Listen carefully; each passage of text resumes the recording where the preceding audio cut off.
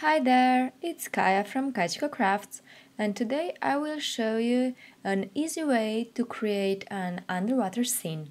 I decided to make a tall card, so I put a piece of 8 by 8 cardstock in my scoring board and scored it at 4 inches. So now I got a card base that is 8 inches tall and 4 inches wide.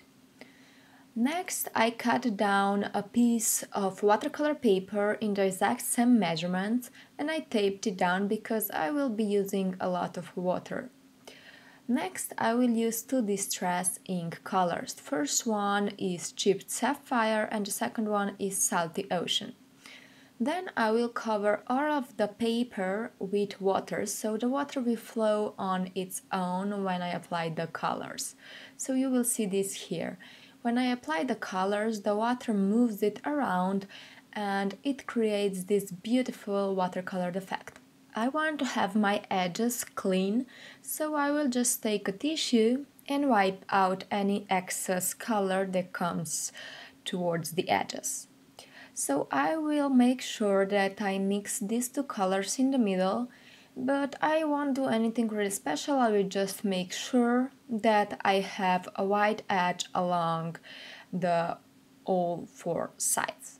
Once I'm happy with the colors I have, I will heat set it with my heat tool and then we will move on to the scene building. Honeybee has these awesome stencils that are made for occasions like this, so I will take this race and I will use this white pigment ink and a sponge dauber. Both can be also found in Honeybee shop. I will have everything linked below. So what I will do is I will apply the stencil directly on my paper and I will secure it with some tape so it doesn't move. And then I will just use a lot of white pigment ink to cover it up. And as you can see, this is still light coat of white.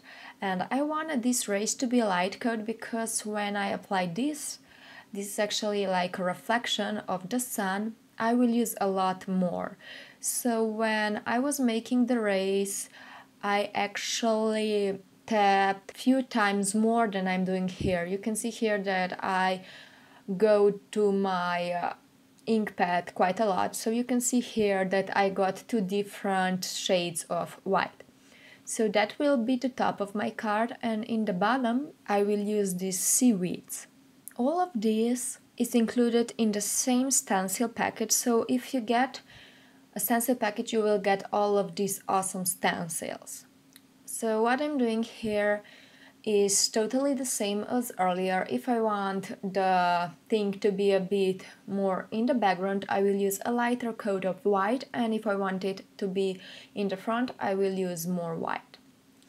So this will be our background and I will now move on to the images.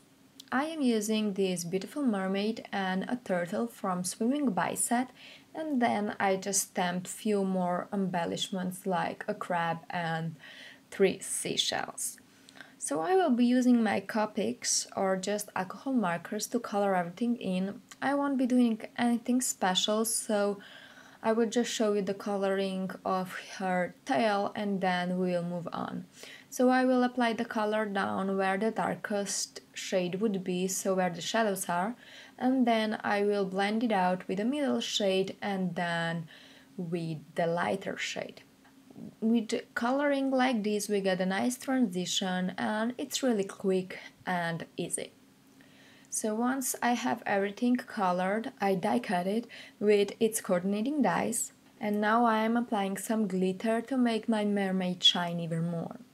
Once this is done, I will place my critters and a mermaid where I want it to be, and then I will add some more stenciling, and this will be the bubbles. So you know that when we are in the water there are also air bubbles, so I will just make sure that my turtle has it, and of course the mermaid, and I will even make some random ones to bring the scene together.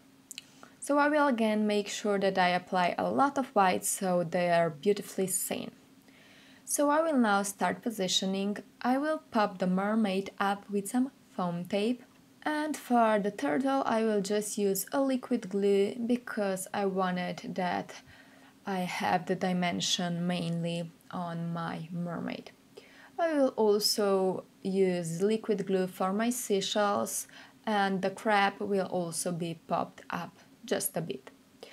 So this will be the scene. For the last part I will just add a sentiment because I feel that a card isn't finished without one, and I will put it here under my mermaid.